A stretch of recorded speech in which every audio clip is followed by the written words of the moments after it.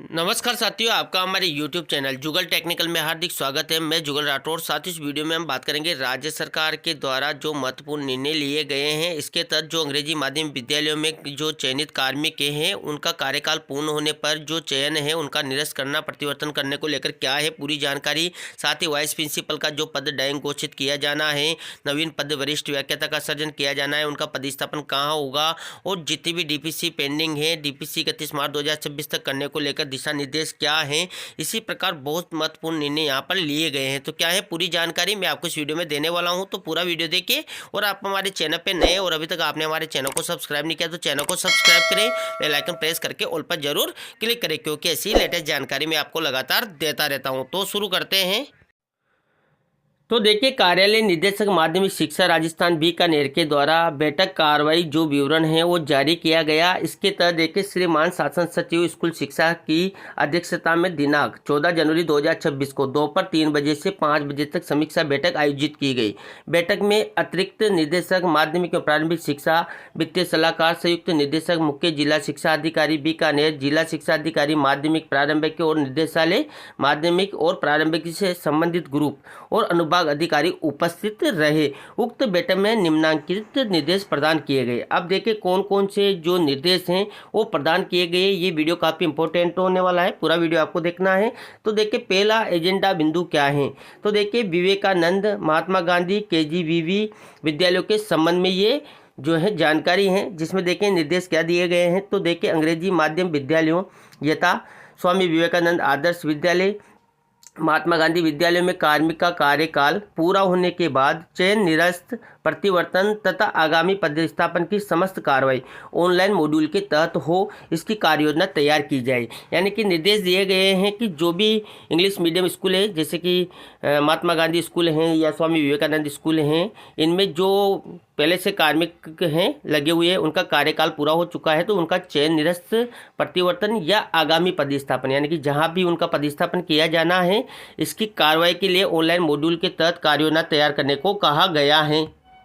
इसके बाद देखिए, दूसरा निर्देश दिया गया है, अंग्रेजी माध्यम विद्यालयों यथा स्वामी विवेकानंद आदर्श विद्यालय, महात्मा गांधी विद्यालयों में कार्मिक का कार्यकाल पूरा होने के बाद चयन, निरस्त, प्रतिवर्तन कर पदस्थापन किए जाने के संबंध में एक समान नीति पर विचार किया जाए। यानी कि एक ऐसी एक समान नीति बनाया जाए जिसमें उनका जो चयन, निरस्त या प्रतिवर्तन कर पदस्थापन किया जाना है उसके लिए एक समान नीति हो। इसके बाद देखिए, सामान्यतया अंग्रेजी माध्यम विद्यालयों में चयन 1 वर्ष के लिए किया जाता है। यानी कि जो भी कार्मिक लगाए जाते हैं अंग्रेजी माध्यम विद्यालयों में 1 वर्ष के लिए लगाए जाते हैं और तत्पश्चात एक वर्ष की कार्यकाल की अभिवृद्धि तय मापदंड अनुसार की जाती हैं। अतः चयन, निरस्त, प्रतिवर्तन कितनी अवधि के पश्चात अनुमत किया जाना है, यानी कि उनका चयन, निरस्त करना हो या प्रतिवर्तन करना हो तो कितनी अवधि के बाद अनुमत किया जाए, इस संबंध में भी नीति निर्धारित की जाए, यानी कि नीति बनाई जाए।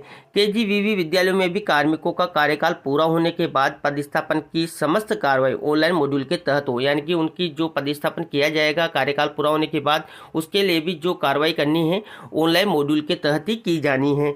इसके बाद देखिए, दूसरा जो महत्वपूर्ण बिंदु है वो है उप प्राचार्य पद को डाइंग कैडर घोषित किए जाने एवं वरिष्ठ व्याख्याता के नवीन पद के सृजन के संबंध में।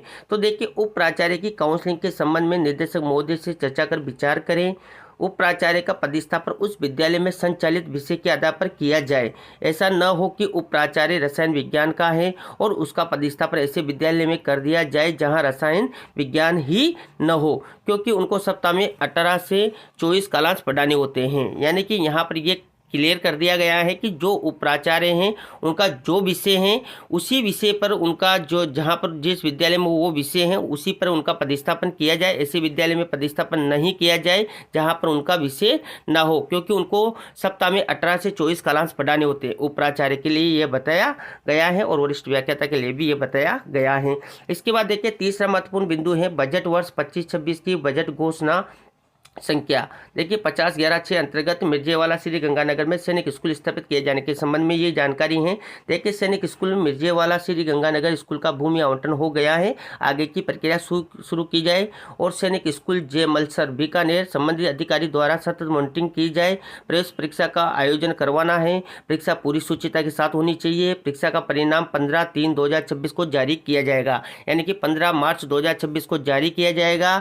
सैनिक स्कूल J मलसर बीकानेर है कि देखिए यहाँ पर 26 से शुरू होगा। इसके लिए एक अधिकारी जो है नियमित करे, यानी कि उनको देखे जो विद्यालय संचालन में पूर्व। देखिए यहाँ पर कुछ जानकारी है वो यहाँ पर अभी दिखाई नहीं दे रही है। तो इस प्रकार ये पूरी जानकारी यहाँ पर है। इसके बाद देखिए विद्यालय का फर्नीचर है, टॉयलेट सेट, सीसीटीवी कैमरा, सुरक्षा आवश्यक व्यवस्था इत्यादि देकर उचित प्रबंधन और समन्वय करें। इसके बाद देखिए चौथा मोस्ट बिंदु है बेसिक कंप्यूटर अनुदेशक और वरिष्ठ कंप्यूटर अनुदेशक पदों पर नवीन सीधी भर्ती के संबंध में। तो देखिए यहाँ पर कर्मचारी चयन बोर्ड से संबंधित भर्ती प्रक्रिया में किसी भी प्रकार की समस्या आ रही है तो दिनांक 19/1/2026 को संबंधित अधिकारी निदेशालय से शासन सचिवालय भिजवाया जाना सुनिश्चित करें, ताकि शासन सचिवालय में माननीय अध्यक्ष चयन बोर्ड के साथ प्रस्तावित बैठक में आए समस्याओं के निराकरण पर विचार किया जा सके। इसके बाद देखिए पांचवा महत्वपूर्ण बिंदु है शारीरिक शिक्षा अध्यापक सीधी भर्ती 2022 सीधी भर्ती की जांच रिपोर्ट के संबंध में प्रगति क्या है। तो देखिए संयुक्त निदेशक स्कूल शिक्षा संभाग की अध्यक्षता में गठित समिति जिसमें एसओजी का अधिकारी भी सदस्य हैं, उक्त समिति शीघ्रता से जांच करे। किसी एसओजी अधिकारी का सहयोग नहीं मिल रहा है तो शासन को अवगत करावे ताकि सक्षम स्तर पर सूचित किया जा सके। इसके बाद देखिए वरिष्ठ शारीरिक शिक्षा अध्यापक सीधी भर्ती 2022 में चयनित अभ्यर्थियों के दस्तावेज सत्यापन की 10 बिंदुओं की सूचना में अभाव में मंडल आवंटन और नियुक्ति प्रदान करने के लिए। तो देखिए यहाँ पर वरिष्ठ शारीरिक शिक्षा अध्यापक सीधी भर्ती 2022 में चयनित अभ्यर्थियों के दस्तावेज सत्यापन के 10 बिंदुओं की सूचना के अभाव में मंडल आवंटन नियुक्ति प्रदान नहीं की जा रही है। जिन अभ्यर्थियों के आवश्यक दस्तावेज सूचना प्राप्त हैं उनके संबंध में 7 दिवस के अंतिम अवसर का नोटिस जारी करें। इसके बाद देखिए पुस्तकालय अध्यक्ष ग्रेड 2 भर्ती में 74 अभ्यर्थी शुभार्थी ओपन विश्वविद्यालय मेरठ उत्तर प्रदेश से हैं जिसके विरुद्ध बेनामी शिकायत। तो देखिए यहाँ पर शासन से निर्देश प्राप्त होते ही गठित समिति आपसी समन्वय स्थापित कर निर्देशानुसार तत्काल कार्रवाई कर रिपोर्ट शासन को प्रस्तुत किया जाना सुनिश्चित करे। तो ये बिंदु यहाँ पर रखे गए, इनके लिए ये निर्देश जारी किए गए हैं। एक और महत्वपूर्ण यहाँ पर जो है बिंदु है निःशुल्क एवं अनिवार्य बाल शिक्षा का अधिकार अधिनियम के संबंध में।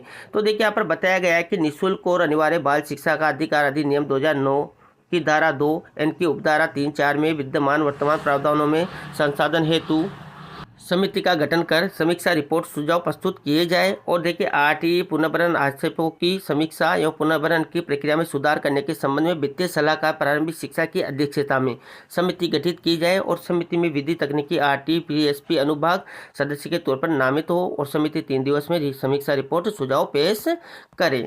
इसके बाद भी देखिए मेगा पीटीएम से रिलेटेड भी यहाँ पर जानकारी सामने आई है। देखिए पीटीएम के समय विद्यार्थी के माता पिता को बुलाया जाए। पीटीएम में बच्चों को शैक्षणिक सीबीएस शाला उपस्थिति खेल ओआरएफ बोर्ड परीक्षा कक्षा में की जा रही गतिविधियों और उसके समग्र प्रदर्शन के बारे में अभिभावकों को बताएं और चर्चा करें। शिक्षक ऐप पर बच्चों की पूरी रिपोर्ट है, वहां से बच्चों की गतिविधियों के बारे में अभिभावकों को बता सकते हैं। इसके बाद देखिए 5वीं 8वीं बोर्ड को लेकर भी यहाँ पर जानकारी सामने आई है।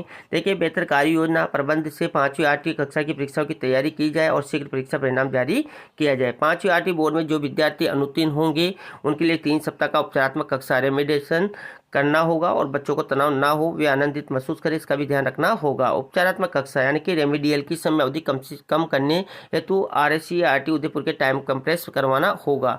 यदि 5वीं 8वीं कक्षा में कोई भी विद्यार्थी अनुत्तीर्ण होता है तो संबंधित शिक्षक को अवकाश के दिनों में भी आकर उपचारात्मक कक्षा यानी कि रेमेडियल लेनी होगी। 5वीं 8वीं में अनुत्तीर्ण होने वाले विद्यार्थियों को अगली कक्षा में प्रोविजनल प्रवेश दिया जाए ताकि विद्यार्थियों का अध्ययन सुचारू हो सके, लेकिन यह आवश्यक रूप से सूचित किया जाए कि कक्षा 8 में अनुत्तीर्ण होने पर आगामी कक्षा में अध्ययन नहीं कर पाएंगे। ये भी यहाँ पर महत्वपूर्ण जानकारी सामने आई है और ये काफ़ी इंपॉर्टेंट जानकारी है, इसको आप नोट कर ले, चाहे तो इसका स्क्रीनशॉट भी आप ले सकते हैं। इसके बाद देखिए महत्वपूर्ण प्रस्ताव और पत्रों के संबंध में भी यहाँ पर कुछ जानकारी सामने आई, उनको रीड कर सकते हैं। अन्य बिंदु भी यहाँ पर काफ़ी सारे हैं, ये काफ़ी इंपॉर्टेंट है। जैसे कि देखिए वर्ष 25-26 की समस्त डीपीसी दिनांक 31 मार्च 2026 तक पूर्ण करने की नियमानुसार कार्रवाई करें, यानी कि जितनी भी डीपीसी पेंडिंग है उनको 31 मार्च 2026 तक पूरे करना है। टीएसपी नॉन टीएसपी कर्मचारियों की आपसी स्थानांतरण प्रतिस्थापन समायोजन के संबंध में समय समय पर जारी पत्रों निर्देशों अधिसूचना आदि का अध्ययन कर विचार किया जाकर विभागीय मत प्रस्तुत किया जाए। और देखिए यहाँ पर एक प्रकरण भी बताया गया है। देखिए लाडू योजना में प्रारंभिक शिक्षा निदेशालय के लेखा संवर्ग अधिकारियों का तकनीकी प्रशिक्षण की भी जानकारी यहाँ पर सामने आई है।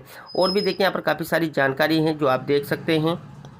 जिसमें आप देखेंगे शिक्षा विभाग की विभिन्न योजनाओं में विद्यार्थियों से ऑफलाइन फॉर्म नहीं भरवाया जाकर समस्त कार्रवाई ऑनलाइन करने हेतु बेहतर कार्य योजना बनाई जाए। माध्यमिक शिक्षा बोर्ड अजमेर द्वारा डाटाशाला 53 से जुड़ जाए तो काफ़ी हद तक समस्याओं का निवारण हो सकता है। इस हेतु समस्त ऑनलाइन पोर्टल प्लेटफॉर्म के संबंध में एक बेहतरीन कार्य योजना बनाई जाकर प्रस्तुत की जाए। इसके बाद देखिए एक और महत्वपूर्ण जानकारी यहाँ पर सामने आई है कि वरिष्ठ अध्यापक से व्याख्याता पद पर पदोन्नति 31 मार्च 2026 तक कर ली जाए। जिन मंडल द्वारा वरिष्ठता सूची जारी नहीं की जा रही है उनसे जल्दी वरिष्ठता सूची जारी करवाएं। अगर इसमें देरी होती है तो इसे गंभीरता से लिया जाए। और देखिए यहाँ पर अनुकंपा नियुक्ति के लंबित प्रकरणों का शासन निदेशालय स्तर पर शीघ्र निस्तारण किया जाए, ये भी काफ़ी इंपॉर्टेंट है।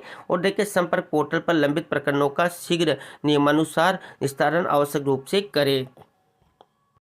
तो ये थी साथियों यहाँ पर जो 14 जनवरी 2026 को बैठक आयोजित की गई। बैठक कार्रवाई विवरण क्या है, जिसमें महत्वपूर्ण एजेंडा बिंदु जैसे कि महात्मा गांधी या विवेकानंद या केजीबी विद्यालयों में जो पहले से ही चयनित कार्मिक हैं उनके जो चयन निरस्त और प्रतिवर्तन संबंधी यहाँ पर जानकारी सामने आई है। इसी प्रकार देखिए उपराचार्य के जो डाइंग पद हैं कैडर घोषित किया गया है, या वरिष्ठ व्याख्याता का जो नवीन पद सृजन किया जाना है वो कहाँ किया जाना है।